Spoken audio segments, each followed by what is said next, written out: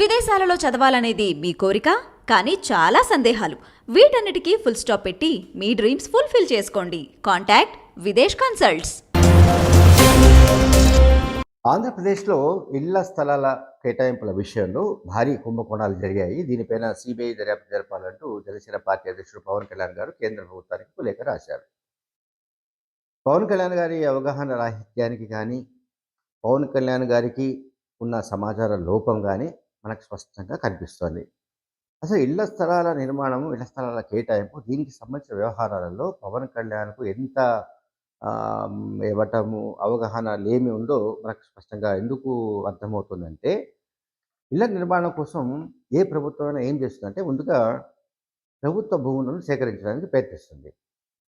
Number 1. Number 2, ఒకవేళ ప్రభుత్వ భూములు సరిపోయే విధంగా లేదు అనుకున్న చోట, లేదా అందుబాటులో ఉన్న ఆ భూములు సరిపోవు అనుకున్న చోట, అప్పుడు ప్రైవేటు భూములను కొనడానికి ప్రభుత్వం ప్రయత్నిస్తుంది.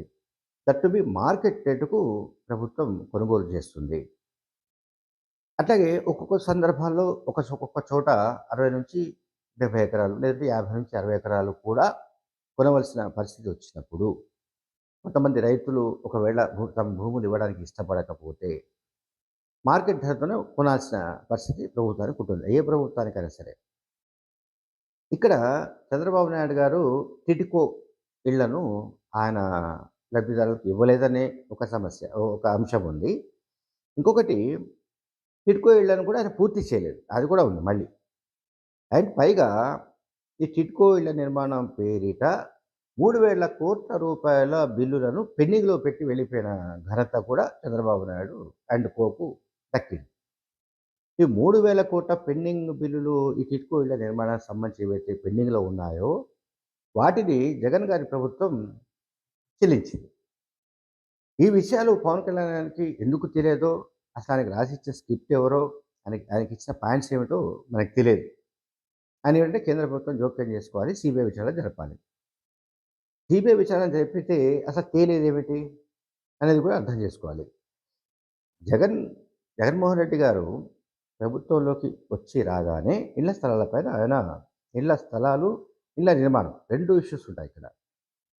ఇళ్ల నిర్మాణానికి సంబంధించి దాదాపు 82,000 టిడ్కో ఇళ్లను జగన్మోహన్ రెడ్డి గారి ప్రభుత్వ హయాంలో పూర్తయ్యాయి.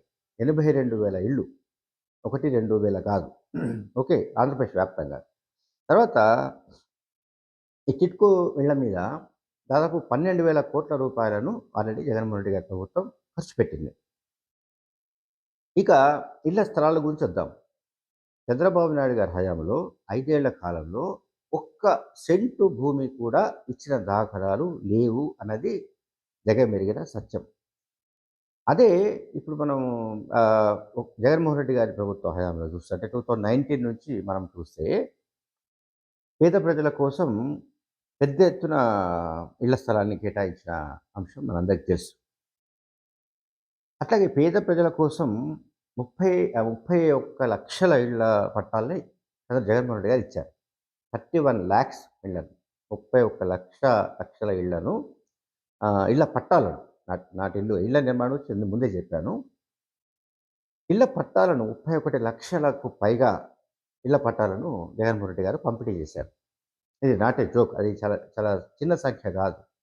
ఇంకొకటి ఏంటంటే, అమరావతి ప్రాంతంలో పెద్ద సంఖ్యలో అక్కడ ఇళ్లను నిర్మించి ఇవ్వాలని, పేద ప్రజలకు నిర్మించి ఇవ్వాలన్న లక్ష్యంతో ఆయన ఒక బృహత్ కార్యక్రమాన్ని చేపట్టినప్పుడు, చంద్రబాబు నాయుడు గారి అనుకూలమైన, లేదా చంద్రబాబు నాయుడు గారి మద్దతులైన వాళ్ళు చంద్రబాబు నాయుడు గారి సలహాలు సూచనలతోటే కోర్టుకు వెళ్ళారు. హైకోర్టులో పిటిషన్ దాఖలు చేశారు. అంతకుముందు మనందరికీ తెలుసు ఎటువంటి కామెంట్స్ తెలుగుదేశం పార్టీ నుంచి వచ్చాయో, లేదంటే తెలుగుదేశం పార్టీకి గుండెకాయగా చెప్పుకునే కమ్మ సామాజిక వర్గం చేసిన కామెంట్స్ ఏమిటో మనందరికీ తెలుసు. అమరావతిలో పేద ప్రజలకు ఇళ్ళు కలిగితే అక్కడ సామాజిక సమతుల్యం దెబ్బతింటుంది అన్నది ఒక ప్రధానమైన అది నింద అనండి, అంటే ఆ రకమైన ఒక అభిప్రాయం అనండి.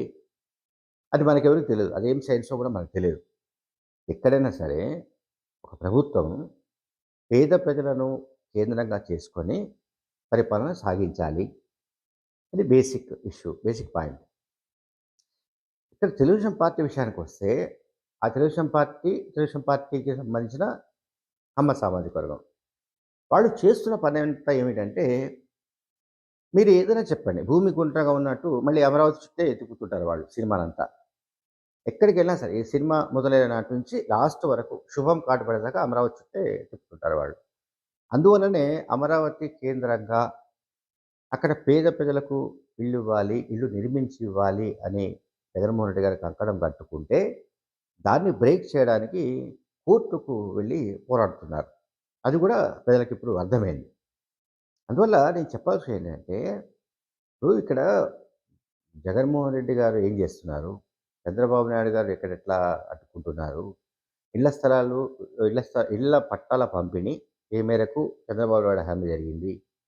ఏ మేరకు జగన్మోహన్ రెడ్డి గారి హామీ జరిగింది? ఇళ్ల స్థలాల నిర్మాణం ఏ స్థాయిలో జరిగిందనేది పవన్ కళ్యాణ్ గారికి ఇప్పటికైనా అవగాహన అవగాహన చేసుకుంటే బెటర్ అని నేను అనుకుంటున్నా. Thank you.